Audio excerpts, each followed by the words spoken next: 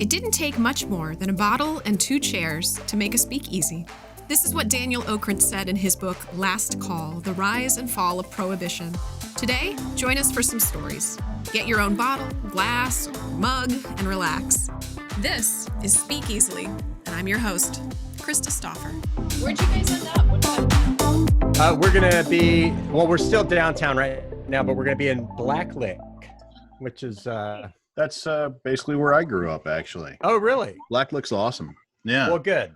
Yeah. Good schools, and nice kind of quiet area. And yeah, you get plane noise from the airport. That's it. Yeah. So. Is it Gahanna schools then?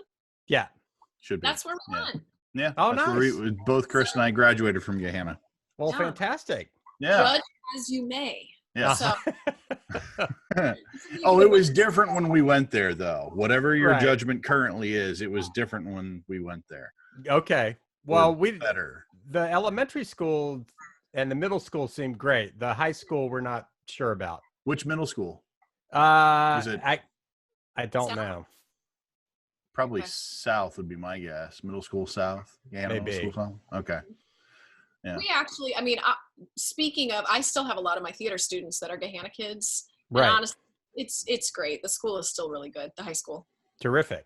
Well, that's So. good to hear. Yeah, I mean, the ratings are like, they go up and down, and I tell you what, anything is going to be better than Odella, which is where Reese is now. It's an online school. Ah, Yeah, Okay. yeah. No. not fun. Yeah, we're really disappointed in the school that we're at now, which is at the kitchen table upstairs. Yeah, a drag, right? We're not going back there ever. Yeah. I heard the teachers were good though. No, the teachers suck. They're horrible. It's to the point. So Doug is a data analyst. He does numbers all day, and he's starting to forget how to multiply. Oh my He's like, God. times 25. I'm like, no. Yeah. My wife sent me a meme, and it was a dad leaning over a computer with his son, and the caption was, "So you have 7 motherfucking apples." Pretty much. Yeah. So you have 2 kiddos. How old are they now? 3 and almost 6. He'll be 6 in June. Okay. Wow. You have a Yeah, it's heavy dudes, but we're making it work. yeah. So is your wife? She's not going in the office, I wouldn't assume, right? Actually, she is. She just started setting up the studio last week, and they're going to start shooting there this week. Sort of a skeleton crew. Yeah. But yeah, they're starting to reopen the studio. Okay. So we'll see. Yeah, fingers crossed. What does your wife do? She's a photographer. She's the senior photo manager at Express. Okay. Yeah. Very cool. Yeah. That's out in Blacklick, Reynoldsburg area, isn't it? The headquarters one? The headquarters are, but the studio is on 4th Street. Oh, okay. So she still goes downtown then. Yeah. That's awesome. Oh, I know. It's right by Wolf's Ridge, I think. Is that right? Yes. Is that Yeah. like a brewery or tavern, something? Yeah. Yeah, brewery. Yeah. That's how I know where places are, is in location to. Of course. How far away the breweries are. I went, our local Kroger has a liquor store in it, and I went and got bourbon, tequila, and I was going to just do triple sec, but they didn't have the De Kuipers, which is good. They had the bad one. So I got Patron Citronge, which is like the Patron version of triple sec. Nice. So we got a little fancy for the margaritas tonight. There you Nice. go. Yeah. Nice. Yeah, somebody gifted me a bottle of Rosso, like sweet vermouth. Oh, wow.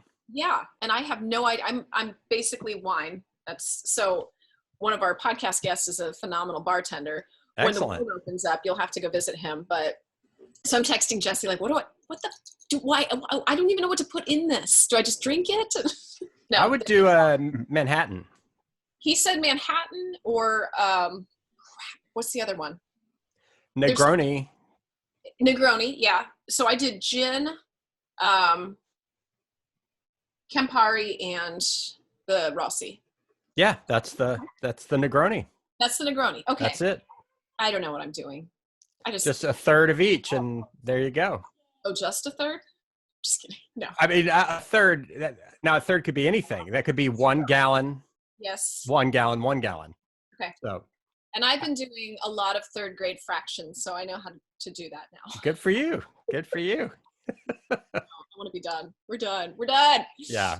Yeah. So anyway, welcome to Columbus, Ohio. Thank you. How long were you here before the world shut down? Like a minute. My wife came out March 1st, and my kids and I drove out on the 7th. Okay. So we were literally leaving destruction in our wake, leaving New Jersey and New York. And my heart really goes out to that region. Yeah. I mean, everyone obviously around the world is affected, but New York and New Jersey are really getting smacked. Yeah. And especially my main work was doing subbing on theater productions. So all of my Broadway pals are just, they're doing well considering, but they're freaking out. They're like, what the heck's going to happen? Frozen closed? Shut. Yeah. That's a little scary. That's terrifying. Yeah. I mean, I thought that was going to be a warhorse like Lion King is and Aladdin is, Well, and being managed under the Disney theatrical group, it's like, that's Disney. That's, what happens to everybody else? It's very scary. So, at one point I had considered commuting. Like I'd considered trying to keep working in New York. And, when it opens back up, because I feel it will, I might be able to still do that. But boy, let's just say that I'm glad to be in Columbus. I think we, as a family, kind of dodged a bullet in some ways. I think so. And yay, Columbus. I mean, I have to tell you, I've only been here twice before. I was touring once with a band called Elizabeth and the Catapult and once with Howie Day, and we played the Rumba Cafe both times. Yeah. But every time I came here, it was one of those towns that, you probably don't know it if you haven't been here necessarily, or if you don't have a reason to know it, you don't know about it, but it's like a pleasant surprise. You wander around and you're like, oh, wow, this is actually pretty cool. It's not unlike how I felt going to Pittsburgh, which, I think people tend to paint the whole Midwest, with the exception of Chicago, as sort of Rust Belt, depressed. Yeah. And while that's true for a lot of places, I feel like Pittsburgh and Columbus and other spots have bounced back and done a really great job, Yeah. And the arts community too. It's when we visited, I actually saw your band in Charlotte, and going around that town was like, Charlotte is a place that I could find myself. Yeah. I mean, it's definitely, gosh, I mean, well, God, and especially in light of what's happening now, it's like, I wonder if these Charlotte, Columbus, these sort of secondary cities are going to be the new hubs of creativity, because, I mean, people can't afford New York anymore. Right. And kind of same, I mean, Los Angeles, if you're renting, you can kind of make it work, but it's similar. Like you could never buy a house in Los Angeles unless you're a millionaire. So yeah, I feel like a lot of artists have been moving, out here to Detroit, to back, North Carolina, South Carolina, wherever, just, I mean, the weather's not as great, but you know what? Have you seen Waiting for Guffman? Oh yeah. We were just talking about that because Fred Willard died today. Oh, I saw that. That's such a heartbreaker. Yes. Yeah. We'll have to pour one out for Fred. Yeah. That's. But I don't remember who it was in that movie that was like, they say in Blaine, if you don't like the weather, just wait 5 minutes. Mm-hmm. But we think with hard work and dedication, we can get that down to 3 or 4 minutes. But I feel like that in Columbus. It's like, yesterday was just a monsoon at around, I don't know, 7:30. Mm-hmm. And then I was 20 minutes later, was walking my dog out in the sun. Yeah. Almost zero evidence that the monsoon had even happened. Yep. So wait until we get a real winter too. It's that gets crazy. Winter's I'm sure. Nasty. Yeah, I bet. I'm not looking forward to that. But at our new house, we've got gas logs in the fireplace, and we have a fire pit outside. So I'm ready. I'm ready to. Well, but you've been through New York winters, though. I mean, those. Yeah, I know they're no picnic. This one was fine, but yeah, they're certainly not fun. Right. But yeah, I feel like it's a little colder here than in Jersey.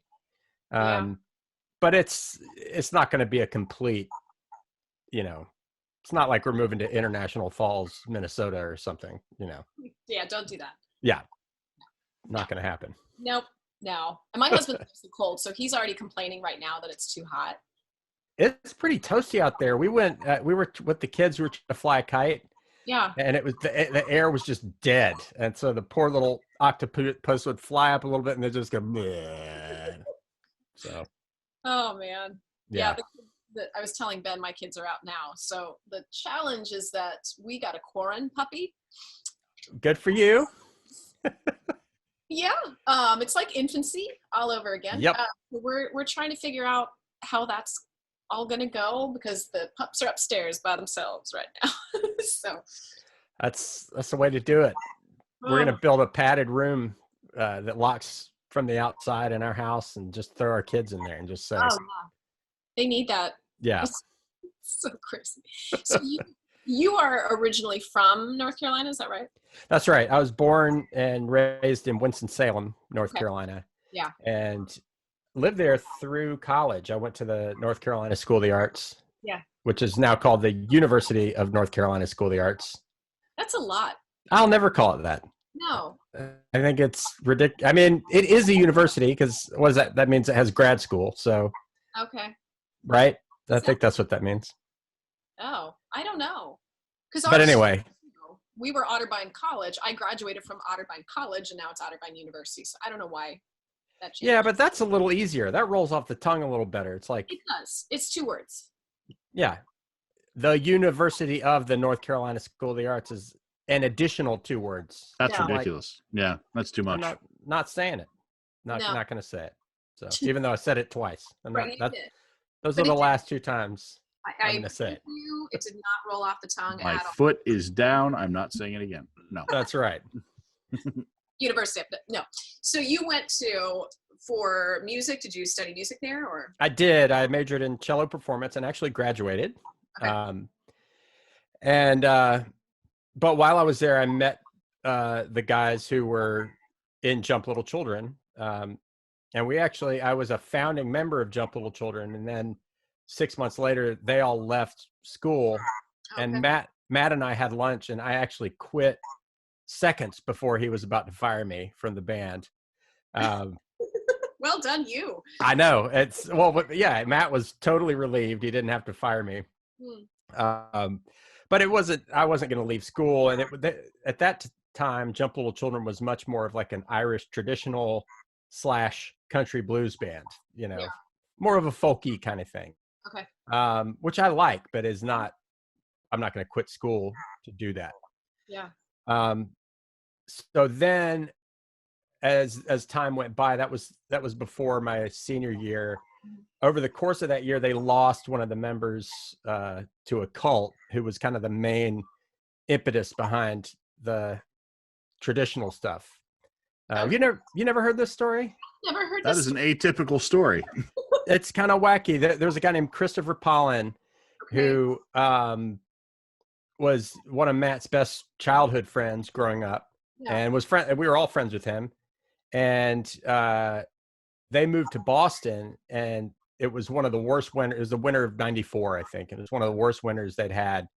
And Chris struck up a friendship with this group of people that were called the Messianic Community. And they were kind of like, if you take Amish people and sort of just ramp up the hippiness a little bit, and ramp up the craziness a little bit. Okay. That's kind of what it's like. But anyway, he sort of fell in with them just sort of to get a free meal. from time to time. And then within 2 weeks, he was like, I'm joining this community. Oh my gosh. Wow. Wow. Like And a community commune type thing? yeah, it's a very, I think they're called the 12 tribes. So you can Google it and see what they're all about. But it's sort of like extreme fundamentalism, but not like,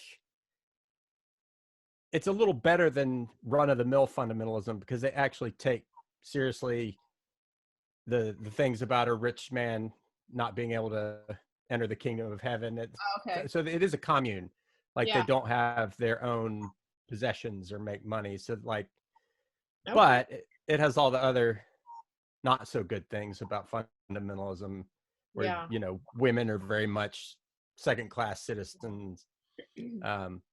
But anyway, so when that happened, the sort of folk music element was not as much a part of Jump Little Children. Yeah. And I was getting burned out of classical music. So I was like, and Matt, when he left, Matt called me and was like, well, we have a spare room up in Boston because Chris joined this community. And I was kind of like, well, now that you mention it, I might want to, because I don't think I want to be a classical player, for my life. So that's how that went down. It's crazy. Yeah. In Boston. So you moved to Boston. Well, I was going to move to Boston, but then they had a falling out with another member of their band in Boston. And I think they were all really shell-shocked from the winter also. Yeah. So they, Matt and Evan's father, John Bivens, had been working on restoring St. Michael's Church in Charleston. Okay. So they were there for the fall of '93 before they moved to Boston and made some connections with Jonathan Gray, who is Jump Little Children's bass player. And he's from near Myrtle Beach. Sacastee, I think, is where he grew up. Okay. But he was in Charleston. So yeah, I was on a summer road trip with my girlfriend at the time. And in the middle of it, I got a hold of Matt and he was like, hey, Ward, how do you feel about moving to Charleston instead of Boston? I was like, that sounds great. So yeah. Okay. But you did graduate though and finish that. I did, yeah. So like right after I graduated in '94 is when I joined up again with Jump Little Children. Okay. And what was that like at the time? I mean, were you guys established? No. We had done some things like at School of the Arts. We had a little crowd and done some minor touring, but gosh, I mean, in Charleston, we all lived in except for Jonathan, the four other members of the band lived in like a 2-bedroom railroad apartment. Oh my gosh. Okay.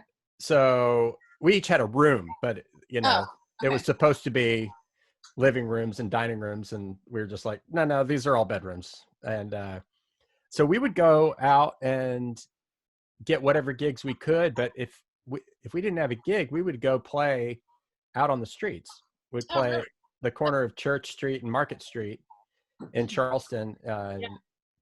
Jay would open up his guitar case and we would just good old busking. Yeah. And at the time we were a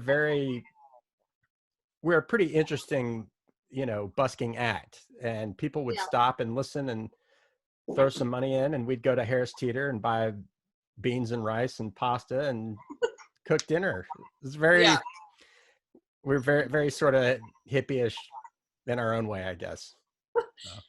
Well, different than a cult, I will say. Yeah. A little bit, but I would there are definitely similarities between Jump Little Children, like the band, and I think the overall fandom, that there's cult-like things about it. Hopefully harmless, we're not offering anybody any Kool-Aid, but there's definitely a community, and there's definitely, I mean, there's something about being in the band that there's a mysterious bond there that, cult is probably a kind of pejorative way to say it, but there is almost a spiritual type of bond between the five of us. Yeah. And also like the people who have followed us and the people who are on our Opium page on Facebook, it's a real solid community. Yeah. And I don't know, I feel like as we sort of emerged into this second chapter where like post reunion tour, you know, it seems like, yes, we're a band that has fans, but it's also, it's almost like we're all kind of one big cult. So, you know, Yeah. it does seem a little culty, but a happy one, a happy cult. Cult of joy. Yeah. Oh, it's funny. So how many years did you guys tour together before taking a break? We were, I would say 12 years, because, you know, 94, we got started, and yeah, 11 and a half, 12 years, because the last show was that show at the Dock Street Theater in 2005. Okay. So yeah, summer of 94 to winter of 95, that's 11 and a half years. Yeah. It was a long time. And, you know, I think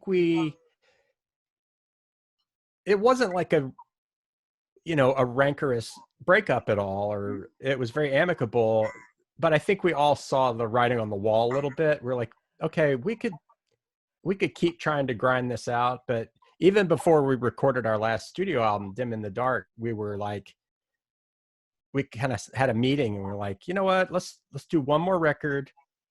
And, you know, if something crazy should happen and all of a sudden we're the next big thing, we'll cross that bridge when we get there and maybe keep going. But if it continues just as it's been, and we're still, because we, you know, we got a lot of our crowd, I think, in 95.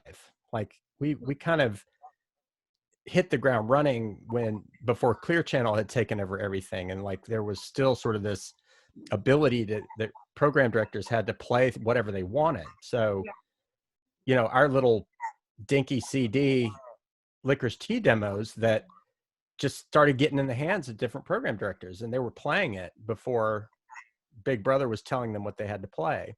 Yeah. And so we had a real significant uptick in fans then. And then I think when we got our record deal in 98, there was another ramp up. Mm-hmm. But it sort of just plateaued there. We never sort of found out, like, we never were able to sort of break through that.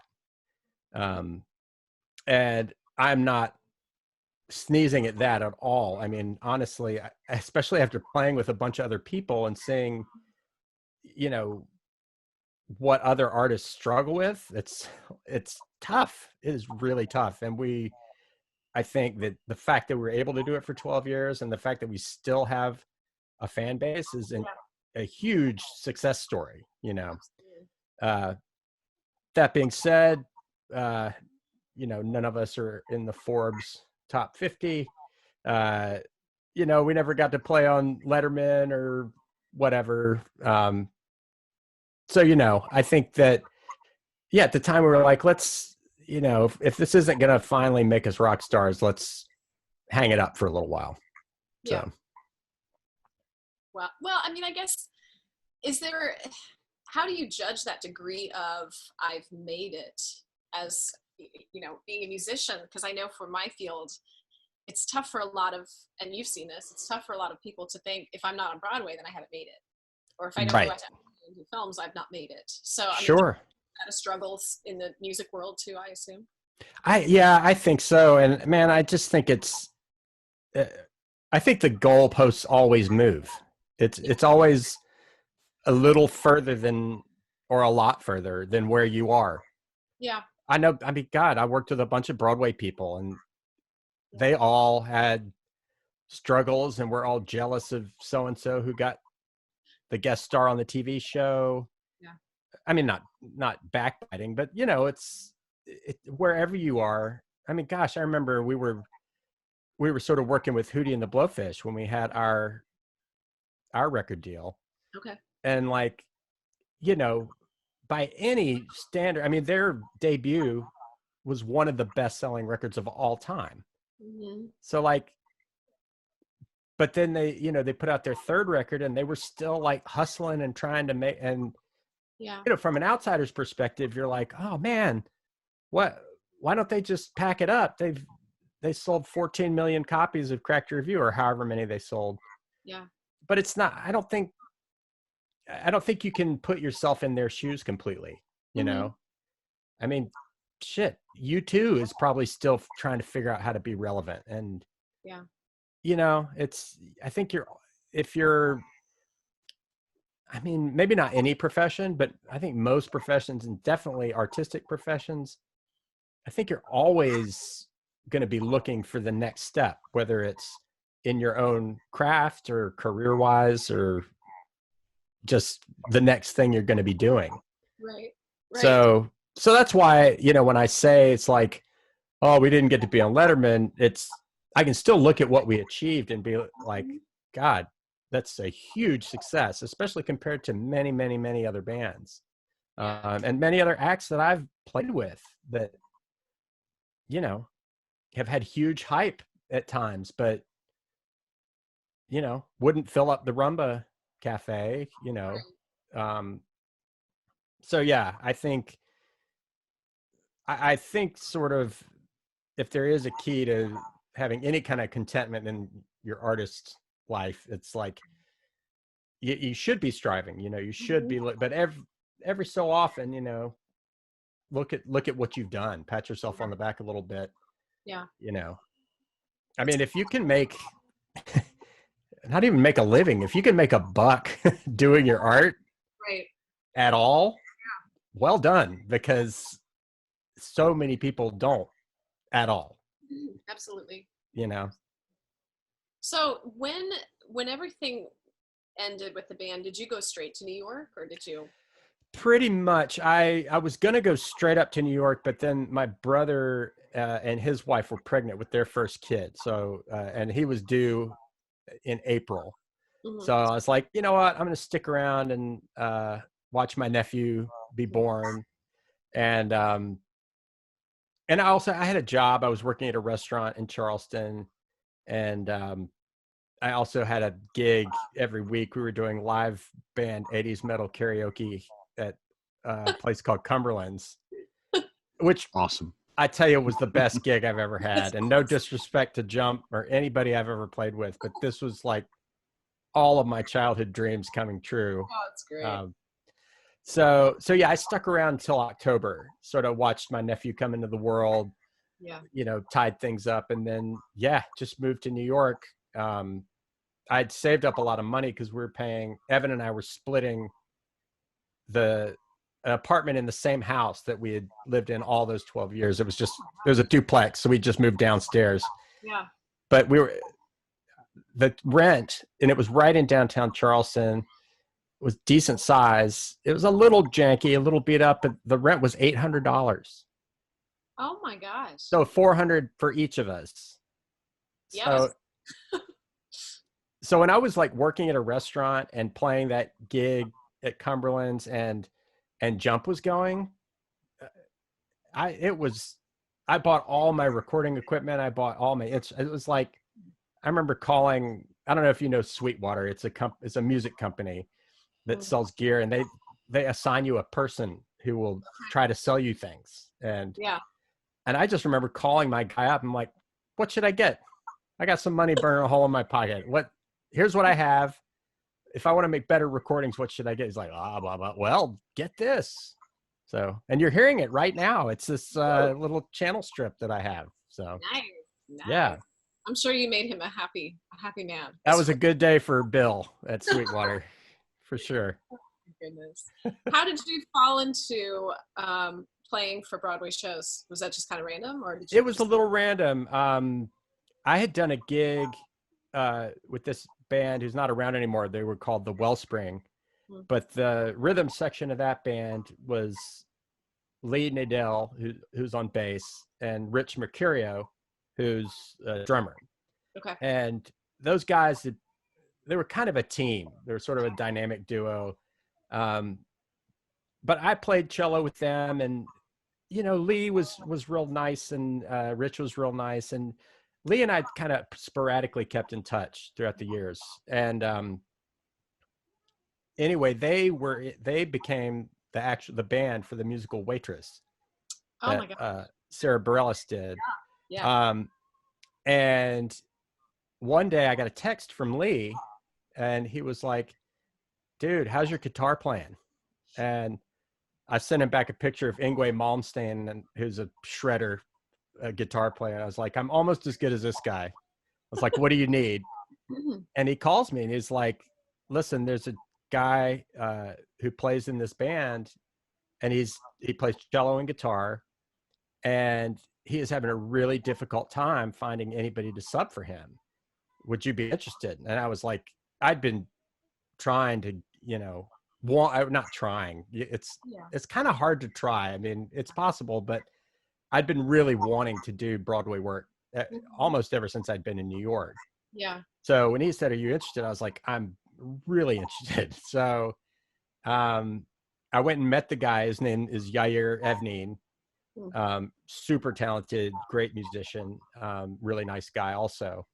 And went and watched the show and learned, like, just practiced almost as hard as I've practiced for anything. Just because the way it works is if you're somebody's sub, you get a recording of the show.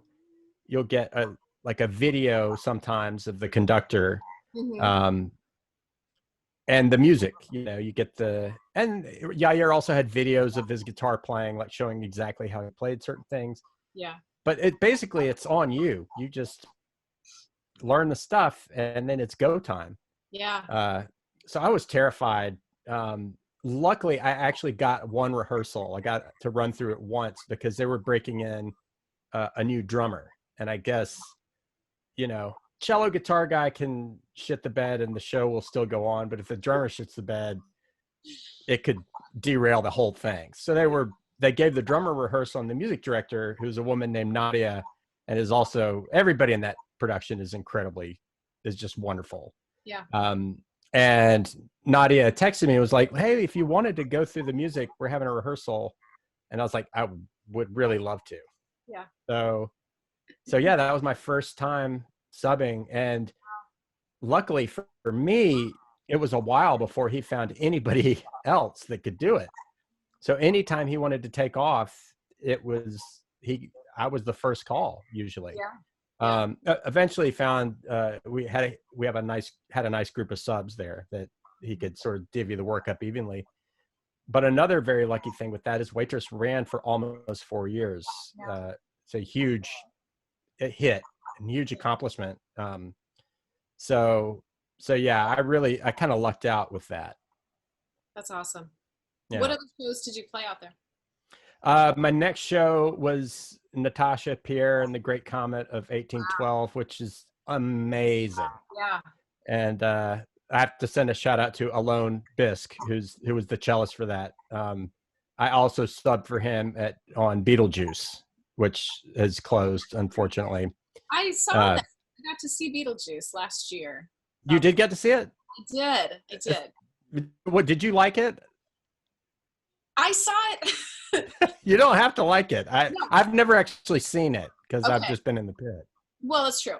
Visually stunning. I mean, right. I've heard every piece of that, but I also saw it the first week of previews. So I'm sure. Okay.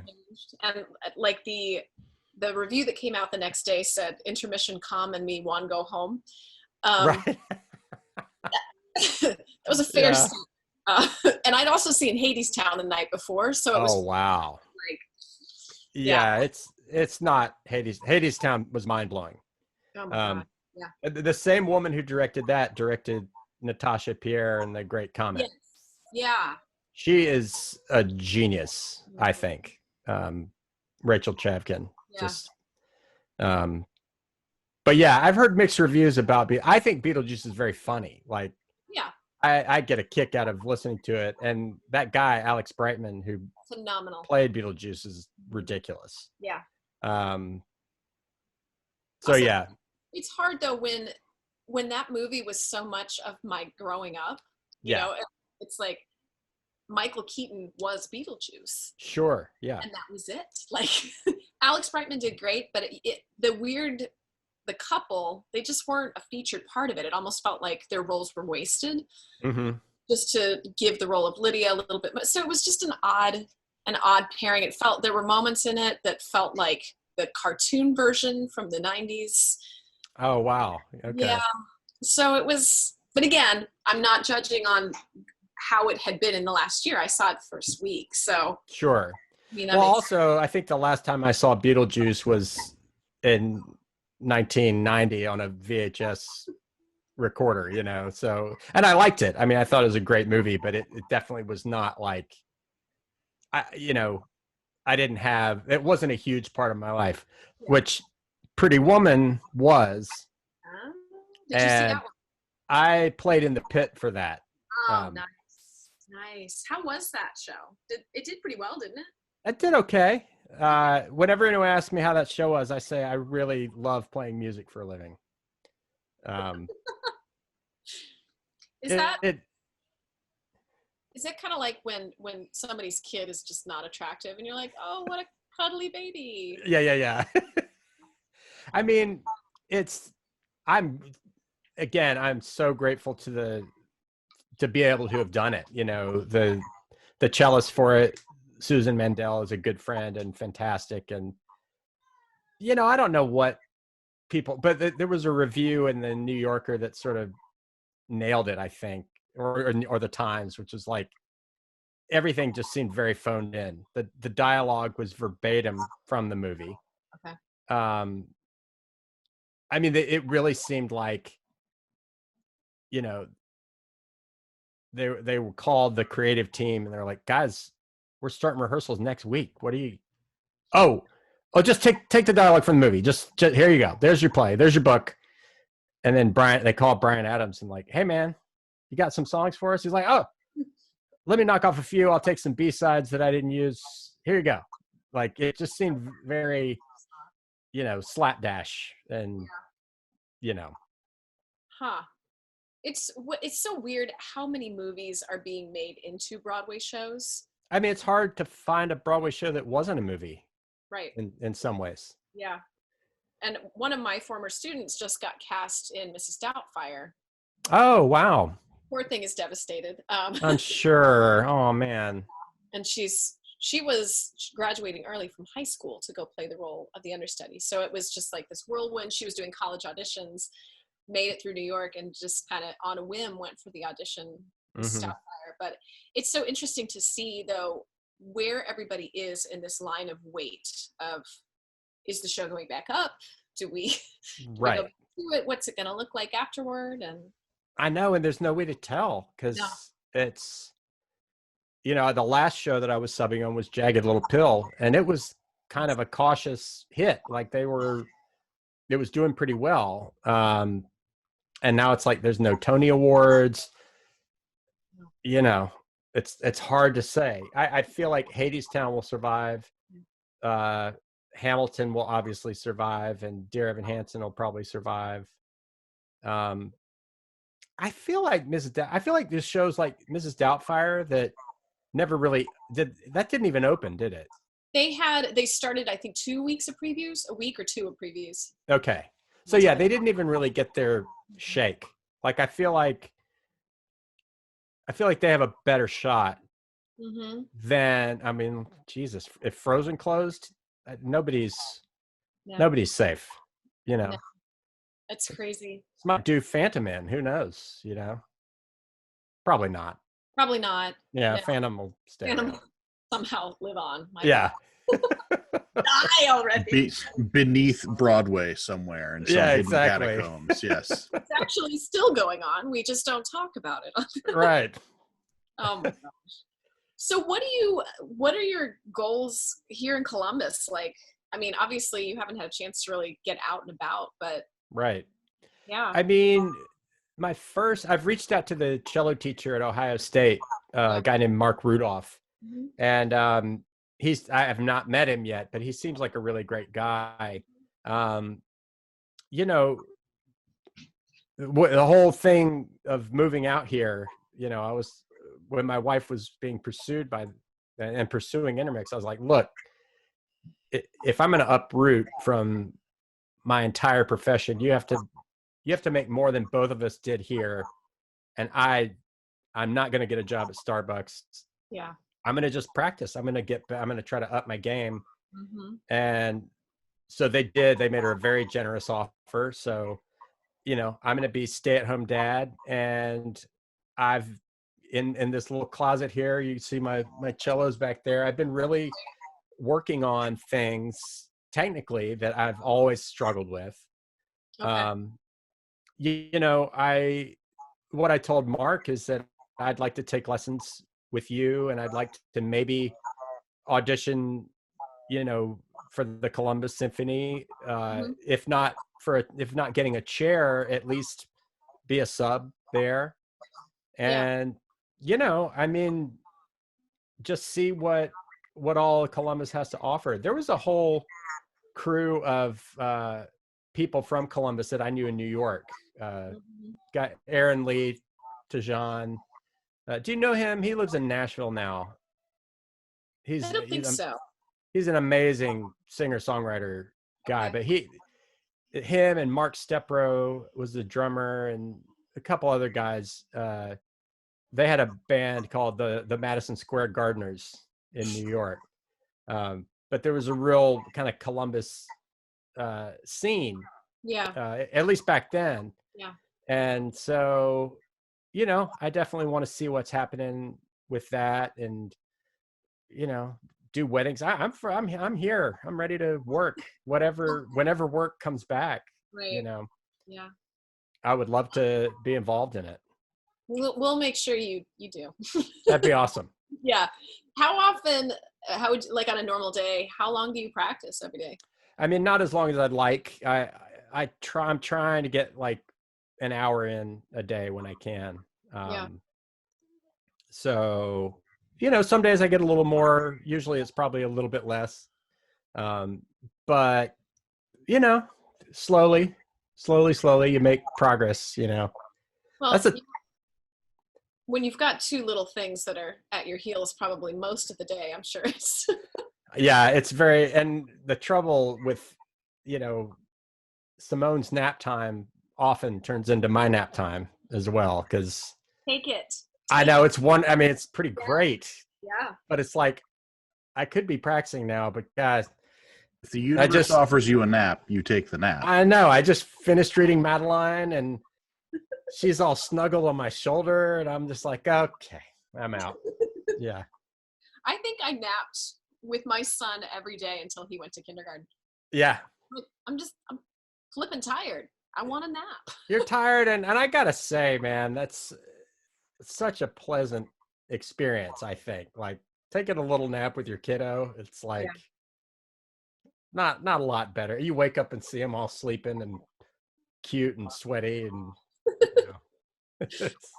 it takes away from the other times when they're not cute. It does. It's a real balance, man. People ask me about parenting, and I'm like, I want you to listen very carefully to what I'm about to tell you. Becoming a parent is both the best and the worst thing that has ever happened to me. Don't stop listening at the best thing. You need to hear both halves of that message. Yep. And the best thing that ever happened to you does not make the worst thing that ever happened to you better. Mm-hmm. It's still the worst thing that ever happened to me. But it's also the best thing. Yeah. It's both, Well, I will too. Mine are 12 and 9, so I'm a little further past those stages. Now we're getting into new fun stages. Well, I've heard the teenage stuff gets pretty dicey, and I remember that from my end. I was definitely, I've got some karma to pay back. Yeah, it's gonna come back, and it might hurt. I think it's gonna be rough. Yeah. Guaranteed. Some days I wonder what exactly I did to my mom to be deserving of what I'm getting. So yeah. Teenagers there's something. I tell you what. Yeah. Yeah. Gracious. Oh my glory. So you guys are then gonna just kind of set up shop here, and kids are gonna be in school, hopefully sooner than later. Do either of your kids have any inclination toward music? Are they leaning? My son is, they both do. My son is actually, he hasn't like started on an instrument yet, but I feel like he has perfect pitch. He'll just, I have a little bit of perfect pitch. Perfect pitch is actually a tendency. Some people have and some people don't. It doesn't necessarily mean you're a great musician if you have it, and it certainly doesn't mean you're not a great musician if you don't have it. All perfect pitch means is you know what a note is out of the blue. Yeah. So like, I know that's an A approximately, and you would ask someone else if they could sing an A, and they probably couldn't. So it's just a memory. But Reese, my son, he's into this video game, Plants vs. Zombies, and like, he's always singing and always making noise. But he'll start singing that song, the theme to the video game, and he'll be in the right key. So I'm like, how'd you do that? Simone does not have perfect pitch, and struggles to carry a tune, but she writes a lot of wonderful songs. One of my favorite moments with her, she was in the back of the car and she was going, believe in yourself, you can do anything, I believe in you and I love you. And I was like, Simone, that was so wonderful. What is that song called? And she goes, it's called Doggy Puke. Perfect. Just genius. That's Absolutely. Exactly So I kind of hope that she and Reese will have this whole Billie Eilish, what's her brother's name? Finnegan, I think. Anyway. My daughter could tell me. Yeah. Yeah, they're like a whole tag team, you know. But I think the shoe would sort of be on the other foot. I think Reese would be the performer and singer, and Simone would write the songs. So maybe more like a Marvin Hamlish, Carol Bayer Sager kind of thing. Like sure, yeah. I know Marvin. I don't know Carol Bayer Sager, unfortunately. They were okay. So let me dork out for a minute. The first Broadway show that I grew up listening to was They're Playing Our Song. Okay. A 79 Tony Award winning musical, and my family is all musically inclined, teaching and what have you. So that was what we listened to in the car growing up in Colorado. When we would drive, we would listen to that soundtrack over and over. And it's based on the relationship between Marvin Hamlish, who wrote the music, and Carol Bayer Sager, who wrote the words. Oh, wow. So it hasn't aged well, unfortunately. I begged every theater in town to do it, and they won't frickin' do it. It's also too low for me, so that wouldn't work anyway. But gotcha. The music and the lyrics part of things there. Yeah. It's quite a dance to be able to nail those together, I think. How does that happen as a songwriter? Like, do you start with the music and then put lyrics in, or do you do vice versa? I mean, I've definitely written songs. I don't necessarily even call myself a songwriter, but for me, I'm much more of a music guy, like the tune. And I've talked to Jay, who is a profoundly talented songwriter. And I feel like by and large, most songwriters who are writing both, the music tends to come first. Okay. I mean, I don't want to say it's a vast majority because I think it happens both ways. And Jay has done it both ways. Yeah.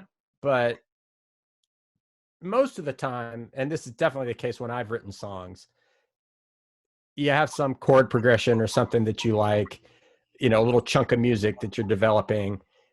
You start singing nonsense words over it. And then you try to shoehorn ideas and words that feel good and make sense into that melody. One reason I've always kind of liked Siros, the Icelandic band, is that a lot of their music, they just never left the gibberish part. They're just like, they treat the voice as an instrument and it's syllables, but it, you know, and they do have some songs. I think they have some songs in Icelandic and some songs in English, but for the most part, all their stuff is gibberish. They call it Hopelandic. It's like a language they made up. It's just nothing. Like it's just saying nonsense words, singing it, but it sounds fantastic. Yeah. So I kind of like that as a more musically oriented guy. Okay. Yeah. And then you just slap Doggy Puke on the top of it, and it's such a great. That's a brilliant title. It's so punk rock too. Yes. Especially because it sounded like a Disney ballad, but it's called Doggy Puke. It's great. Yeah. Maybe that is the theme for the next Disney movie that comes out. I mean, we're gonna have to pump stuff out once the for industry. Sure. So Doggy Puke can just get Let's right do up it on Mulan 3 or whatever they're coming out with. So. Yeah. I'm ready.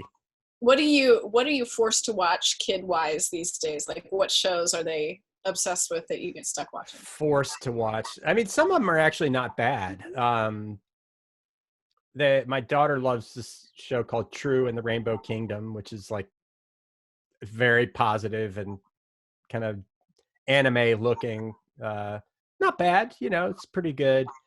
As far as stuff I'm forced, there's this little thing, Mother Goose Club, which I hope they're both kind of, Reese has definitely outgrown it, but Simone is still kind of into it. And it's just nursery rhymes. And we actually I'm friends with a woman who worked on one of them as a producer. So every time we watch it, I text her and I'm like, hey, we're watching your show.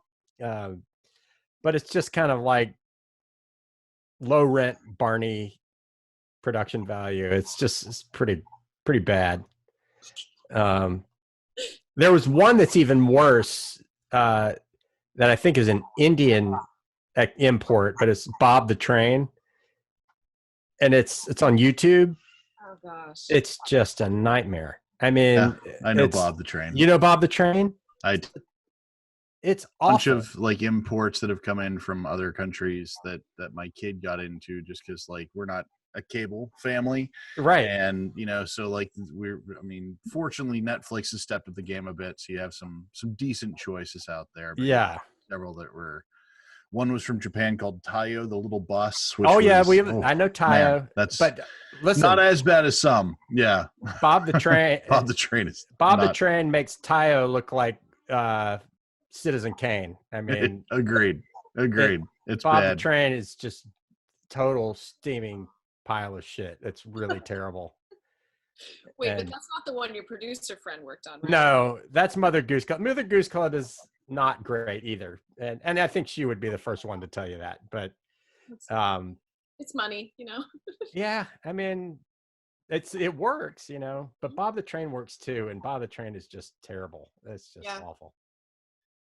So it doesn't even sound good. I mean, that's a horrible title. Bob the Train. Yeah. You've got Bob the Builder and Thomas the Tank Engine. Like, what? Why? Right. Why? You know what? I'm sure that they were like, hey, boss, there's Bob the Builder and Thomas the Train. We can't steal that. But if we did Bob the Train, it's like, you have a gift, my friend. Let's make that show. It's like a cheap knockoff. Yeah, it's so bad. So bad. We're lucky, especially during this time. My daughter's now getting old enough where it's like, I don't feel the need to say, okay, this has really bad language in it, and these are words. We're kind of beyond that point. So we're introducing her to all the films that we have enjoyed. So recently, we've watched Dirty Rotten Scoundrels. Oh, fun. What did we watch? Oh, School of Rock. She finally saw that. Loved it. Yeah, it's a great movie. She did she's getting into musicals more and more. Sorry, shocker. But I had her watch the, was it Joel Shoemaker, the Phantom of the Opera that came out, 95, something Oh, like right. Yeah, they did do a movie of that. It was okay. Mm-hmm. But I think my influence has been strong enough because by the end of it, she's just like, yeah, Gerard Butler, he's not very good.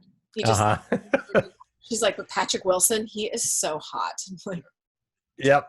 My work here is done. She knows her stuff. That's good. She does. Well, and then in conversation with other people, they're like, is she going to watch the Les Mis movie version? I don't know if I can do that to her. Is it bad? I heard mixed things about that. I mean, it won Oscars, right? Like it did. Is it the same person who did Cats?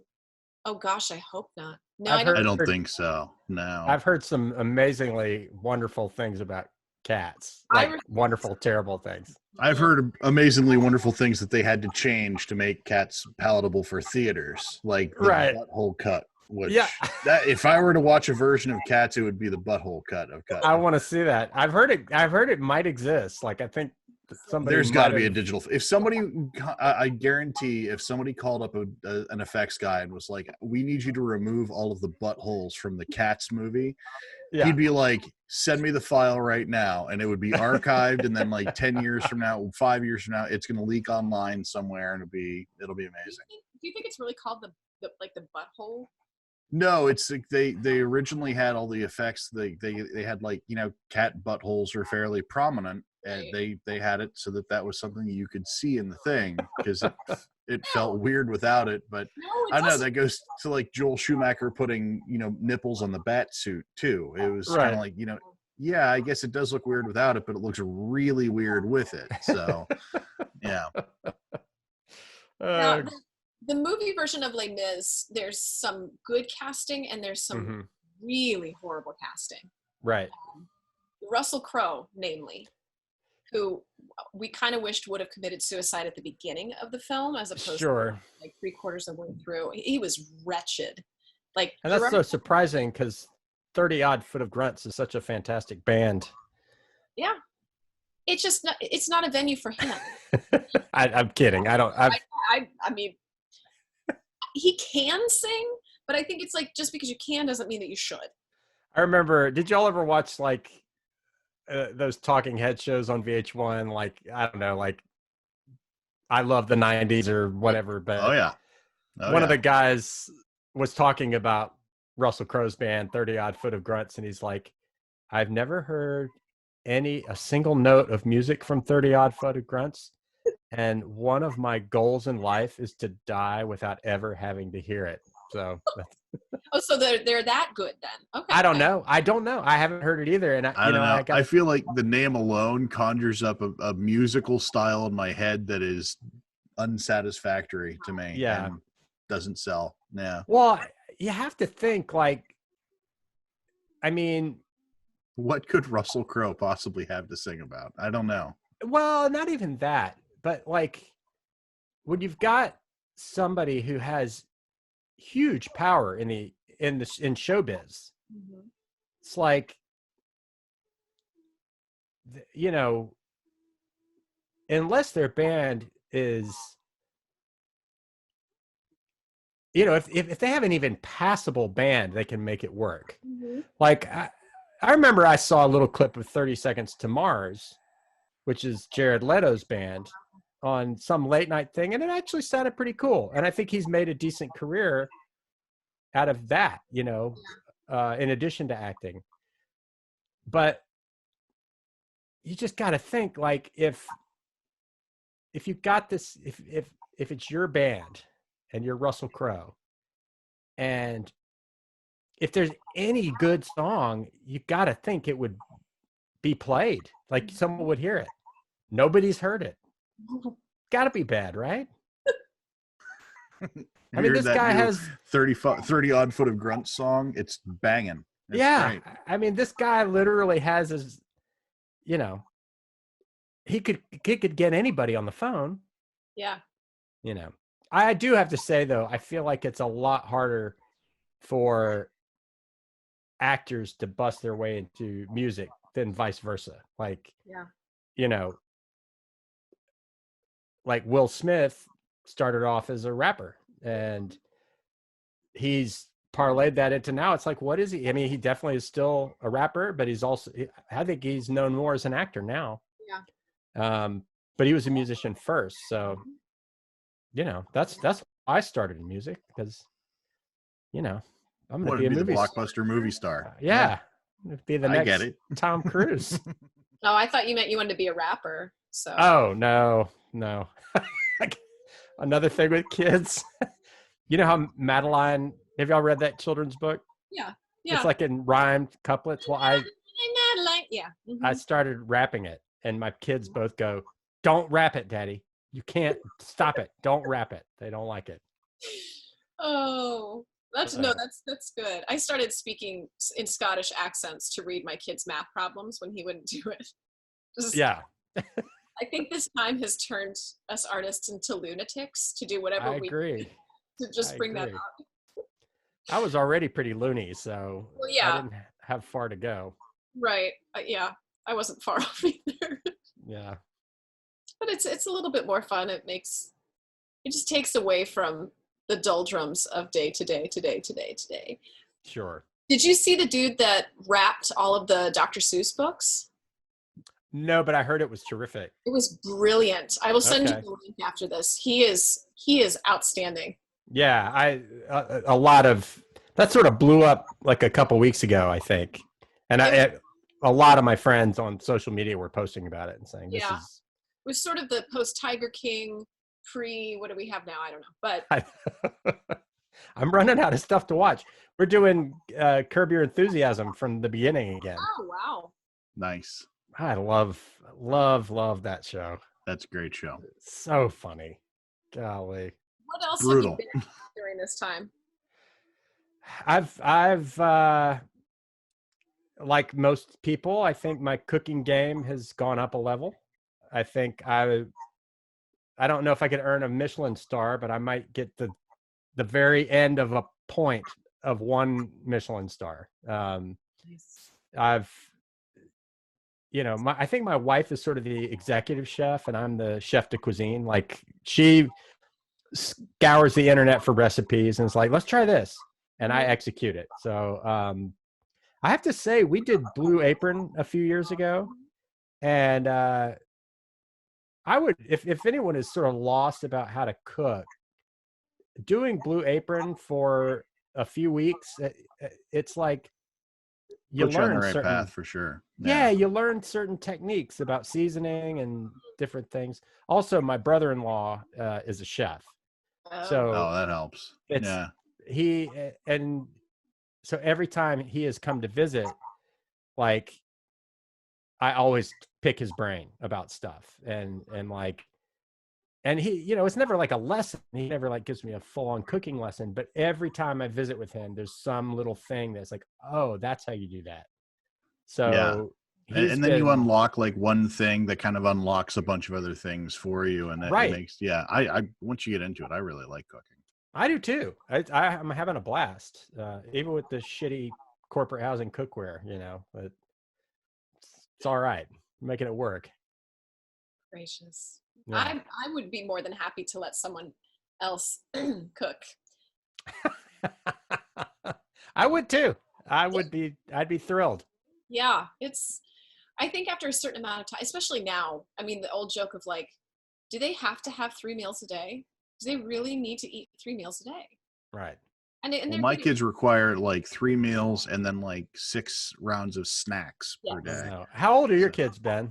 I've got a 1.5-year-old and I have a son who just turned 6 this past week. So yep. So they keep us busy. Man. Yeah. That 1.5. I mean, like Simone turning 3, like she's, knock on wood, pretty much potty trained. We just, she's just able to scoot from where we are to the Scioto River. It's like a lot of things start to ease up. That infancy to like 3 is the nonverbal communication is where like my daughter wants something, but she can't express what she wants. So it's like, so she and you're like, I can't help you. I don't know what you need. And she gets pissed off, she gets frustrated and we get frustrated. And it's like, that, and like, she's also the kind of person who we take her out in the backyard and she picks up rocks and puts rocks in her mouth. And so I'll never let her live that down either. So like when she gets married someday, I'm going to be like, yes, when she was a child, she used to eat rocks out of the yard, just put them in her mouth and just suck the dirt off of them. So, there you go. Yeah. So Gabe did that too. And he's 9 and I don't want to say fine, but I think he's okay. Yeah. Probably has a healthy immune system, hopefully, I mean. It's how those adult teeth get stronger. Right. Calcium within the rock. Yeah. Definitely. Yeah, so with the new puppy, it's been interesting because my daughter is obsessed and really taking mature responsibility taking care of this puppy. My son has flat out stated he doesn't like her because she bites. Gotcha. So he's like, yeah, I just don't. No, Yeah. he just comes up and she bites me. We're like, dude, you bit the chair when you were teething. He completely bit like the entire chair rail that we have of this lovely little piece of furniture with teeth marks on it now. So Yeah. My daughter's chewed the paint off of her crib, and it's like, I mean, we knew that this was going to be the last time it was used, but I mean, like at this point, like literally it looks like we raised a beaver instead of a child, you know? So it always makes me happy to talk to parents, because I'm like, oh, at least, I mean, my kids may be crazy, but they're really, they're kids. They're kids. They all do the same kid things, and now Gabe, Krista's son, has been calling my kid on Facebook chat, and like they have conversations about like, well, Gabe's trying to talk to Jack about Minecraft, and Jack doesn't really know Minecraft that well. So Jack's like, I don't know, but somebody's talking to me, so I'm happy, you know? Yeah. So, yeah. Okay, so they have Word. I don't know if you know this because yours are a little bit younger, but they have Facebook Messenger for kids. I don't know. Oh, I didn't know that. I will only say take caution when you do it, Mm-hmm. because then it's this lovely new level of freedom for the kids. But then again, it's this lovely new level of freedom for the kids. Right. I've gotten word now from Ben and from at least 3 other parents like, hey, Gabe called us 20 times in a row. Sorry, we couldn't pick up. And then he'll call me. So one day I finally get out, and I was recording some video at the office. And I no less than 7 times in my 12-minute drive, my son is calling me. I'm finally like, dude, I don't want to talk to you. I'm away from the house, so I don't have to deal with you. I don't want your mess. I don't want to see your face. So again, right. Proceed with caution is all I'm going to say. Makes sense. Makes sense. Sorry. I'm done now. I feel you. No apology necessary. Yeah. You're saying what we're all thinking. I think every parent in this time too is like, I will never forget this time that we have, because we're never going to have this again. You know? Right. Hopefully. Right. But yeah, like eventually we're not going to see the kids every moment of every day. Right. For sure. Thinking of the fact that in 6 years, my daughter could be in college and out of the house. Mm-hmm. But this time though, it's weird. It's like, yeah, we're never going to have this again. We're never going to have this required being at home time. And while it drives us nuts, it's also really like kind of a good time to get to know our kids a little bit better. Absolutely. Totally. Yeah. Totally. Or to know way too much about them and want to forget. That's right. Yep. But yeah, my goodness. Ward, thank you so much. Thanks for having me. Yeah, man. I really awesome. appreciate it. This is very cool. I'm looking forward to finally meeting up in real life for an actual drink in an actual establishment, probably with a mask on, as things seem to be going. That's all right. Let's make it happen. Yeah, Definitely. absolutely. But Ben, you want to give our... Sure. I always say when we close, I feel like we're doing like the end of a church service. Ben, will you close us up, please? Yes, I'll say my closing prayer. Yes. Hey, thank you so much for tuning in today. We really appreciate it. If you like what you hear, please remember, sharing is caring. Please like and subscribe the channel. That's both YouTube, that's SoundCloud, that's iTunes. Rate and review us if you feel so inclined. And the biggest thing is, like, if you know somebody who might like hearing from Ward, hey, send them a link. We'd love to have this be shared around. So and we appreciate everybody tuning in, and hope everybody is staying safe and healthy, both physically and mentally, during this entire thing. And we're all in the same boat. So thinking of all of you. Sucks. I hate this boat. This is admittedly the shittiest boat that I've ever been in. So but there's someday we'll be able to get off the damn boat. So that's right. Yep. So thank you. All right. Bye, everybody. Bye. Thank you. See ya.